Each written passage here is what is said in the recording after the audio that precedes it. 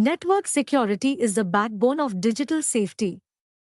It ensures that your data remains confidential, available, and protected from unauthorized access. Whether you're sending an email, shopping online, or running a business, network security is what keeps your information safe from cybercriminals. Let's look at some common types of network attacks. DDoS attacks overload a network or server to make it unavailable. Phishing tricks users into revealing sensitive information via fake emails or websites. Man in the middle MITM intercepts and manipulates communication between two parties. SQL injection excesses exploit poorly coded websites to steal or manipulate data. Ransomware locks or encrypts files and demands payment for access. Man-in-the-middle attacks involve an attacker sneaking into the communication channel. They can eavesdrop, steal, or alter data, all without the victims knowing. One common technique is ARP spoofing, where attackers trick a network into thinking their device is the router, letting them intercept data traffic. Attackers can also fake their identity using IP spoofing or MAC spoofing. In IP spoofing, the attacker fakes the source address of data packets. In MAC spoofing, they impersonate another device by cloning its MAC address. These techniques help them bypass security systems and gain unauthorized access to networks. DNS, the Internet's phone book, is also a common target. DNS spoofing misguides users to malicious sites. DNS hijacking redirects DNS queries to rogue servers. DNS amplification overwhelms networks via DDoS.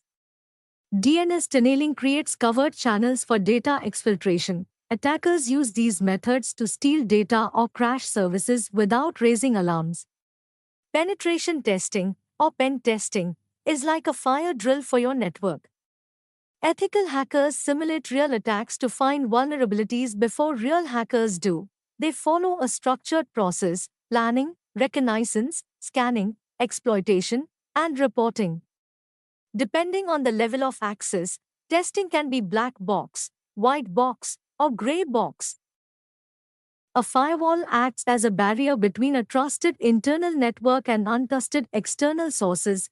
Types include packet filtering, stateful inspection, proxy firewalls, next-generation firewalls. Then comes IDs, intrusion detection systems, which alert admins of suspicious behavior, and IPS, intrusion prevention systems, that go a step further to block threats in real time.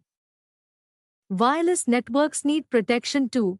WEP, outdated and easily hacked. WPA2, improve security, but still have vulnerabilities. WPA3, latest standard with robust encryption and protection against brute force attacks. 802.1x adds enterprise-level authentication for secure access. Lock always ensure your network uses WPA3 or WPA2 at a minimum. Practice exercise. What type of attack involves multiple compromised systems flooding a target with traffic?